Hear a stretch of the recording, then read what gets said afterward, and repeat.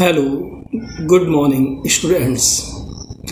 BEd second year अर्थात B Ed द्वितीय वर्ष बीएड सेकेंड ईयर में पेपर 10th जिसका नाम है इंक्लूसिव एजुकेशन यानी समावेशी शिक्षा यूनिट फर्स्ट इकाई 1 के अंतर्गत आज हम लोग जानेंगे समावेशी शिक्षा की परिभाषाएं। समावेशी शिक्षा की परिभाषा जानने से पहले हम समावेशी शिक्षा की प्रस्तावना को समझें। Introduction to inclusive education. आमतौर पर समाज में विभिन्न प्रकार के लोग पाए जाते हैं। वे एक दूसरे से बिल्कुल अलग होते हैं। प्रत्येक व्यक्ति एक दूसरे से धर्म, जाति, रंग रूप, योग्यता के आधार पर अलग होता है।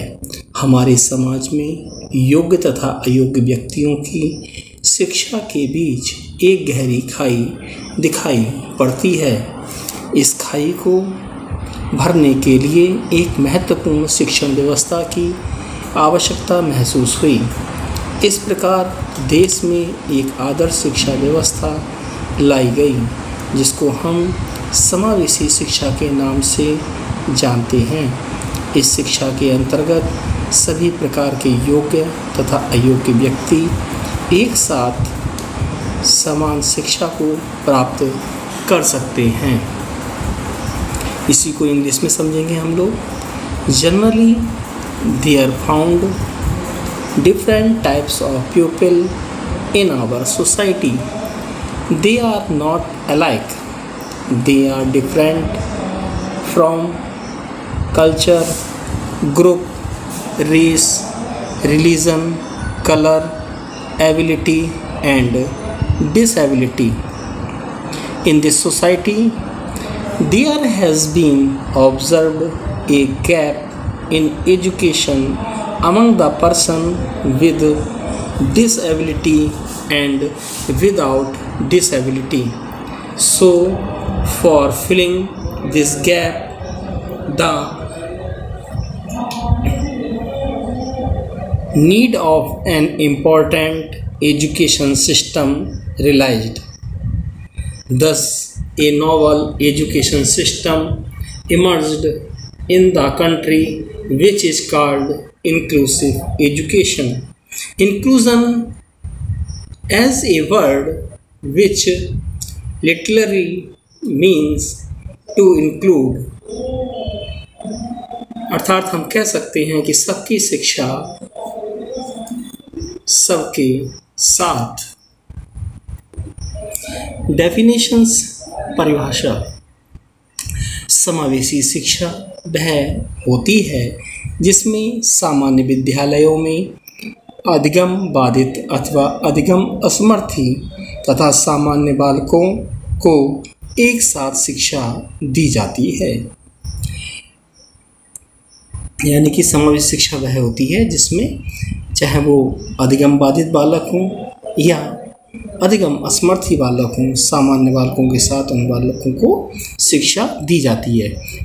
इसी को हम इंग्लिश में समझेंगे। Inclusive education is a new approach towards educating the children with disability and learning difficulties with that of normal ones within the same rule. इसके बाद हम लोग परिभाषा को समझेंगे। NCERT के अनुसार परिभाषा धर्म, जाति, लिंग, समाज, परिवार आदि के आधार पर बिना भेदभाव के एक ही विद्यालय में शिक्षा देना समावेशी शिक्षा कहलाता है। NCERT ने बताया है चाहे वो धर्म हो, चाहे जाति हो या लिंग हो या लिंग, चाहे वो बालक हो या बालिका हो, चाहे वो किसी भी जाति का हो। जाति से मतलब चाहे वो SC का हो, BC का हो, OBC का हो, ST का हो, है ना। धर्म हिंदू धर्म हो या मुस्लिम धर्म हो या सिख धर्म हो या जैन धर्म हो या बौद्ध धर्म हो, कोई सा भी धर्म हो, या समाज, परिवार आदि के आधार पर बिना किसी भेदभाव के, यानी कि इसमें कोई भी भेदभाव नहीं होगा और एक ही विद्यालय में उनको शिक्षा दी जाएगी, वह शिक्षा क्या कहलाती है? वह समावेशी शिक्षा कहलाती है। यर्सेल के अनुसार समावेशी शिक्षा के कुछ कारण योग्यता, लिंग, प्रजाति, जाति, भाषा, चिंता का स्तर, सामाजिक और आर्थिक स्तर, विकलांगता, व्यवहार या धर्म से संबंधित होते हैं। यर्सेल महोदय ने कहा है कि समावेशी जो शिक्षा है उसका कुछ कारण है। क्या कारण है? योग्यता के आधार पर, लिंग के आधार पर, चाहे वो स्त्रीलिंग हो चाहे पुल्लिंग हो, प्रजाति उसकी कुछ भी हो, जाति उसकी कोई भी हो, चाहे वो किसी भी भाषा वाला हो, चिंता का स्तर, सामाजिक और आर्थिक स्तर, विकलांगता, व्यवहार या धर्म से संबंधित नहीं होते हैं। उन सभी लोगों को समान रूप से शिक्षा दी जाती है, वह समावेशी शिक्षा कहलाती है। इसके बाद स्टीफन तथा ब्लैकहार्ट के अनुसार ही परिभाषा है कि शिक्षा की मुख्य धारा का अर्थ बालकों की सामान्य कक्षाओं में शिक्षण व्यवस्था करना है। ये समान अवसर मनोवैज्ञानिक सोच पर आधारित है जो व्यक्तिगत योजना के द्वारा उपयुक्त सामाजिक मानवीकरण और अधिगम को बढ़ावा देती हैं। यानी कि स्टीफन महोदय और ब्लैकहार्ट ने बताया है कि शिक्षा की मुख्य धारा का अर्थ है कि बालकों की सामान्य कक्षाओं में शिक्षण व्यवस्था करना है। ये समान अवसर मनोवैज्ञानिक सोच पर ही आधारित होते हैं जो व्यक्तिगत योजनाओं के द्वारा उपयुक्त सामाजिक मानवीकरण और अधिगम को बढ़ावा देती है।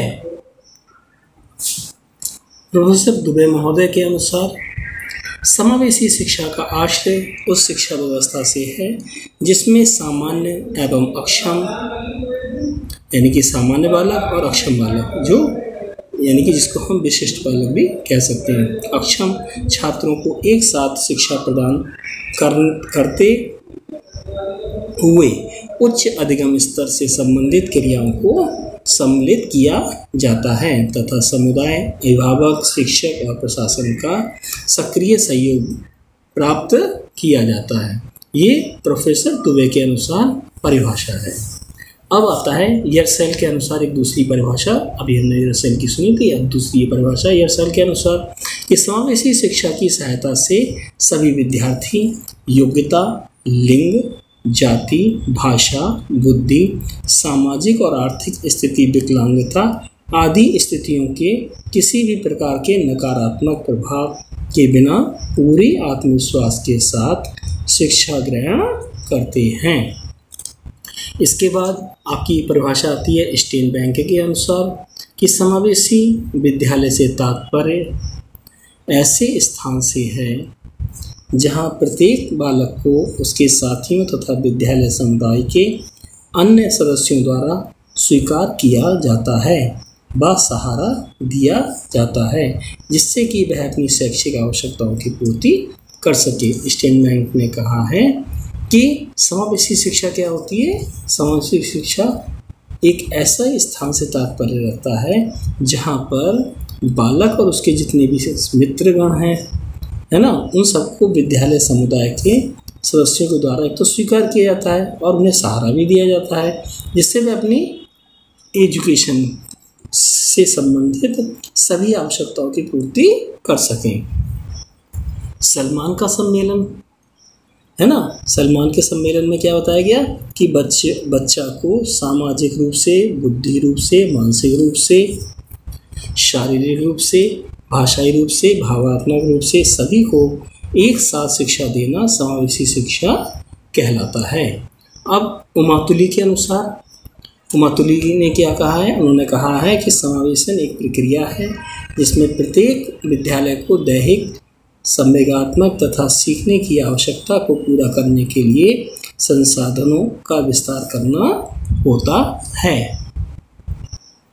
अब यूनेस्को ने सन 2008 में एक परिभाषा दी है। समावेशी शिक्षा अधिगमकर्ताओं के गुणात्मक शिक्षा के मौलिक अधिकारों पर आधारित है, जो आधारभूत शैक्षणिक आवश्यकताओं की पूर्ति कर जीवन को समृद्ध बनाती हैं। इसी में एक परिभाषा और है जो है आपकी एस.के. दुबे की। तो एस.के. दुबे की जो परिभाषा है वो है आपकी शैक्षिक समायोजन एक ऐसी प्रणाली है जो छात्रों की योग्यता, क्षमता एवं स्थितियों के अनुरूप दी जाती है। तो ये आज हमने जाना समावेशी शिक्षा की परिभाषाएं, और अगली वीडियो में हम इसके आगे जानेंगे।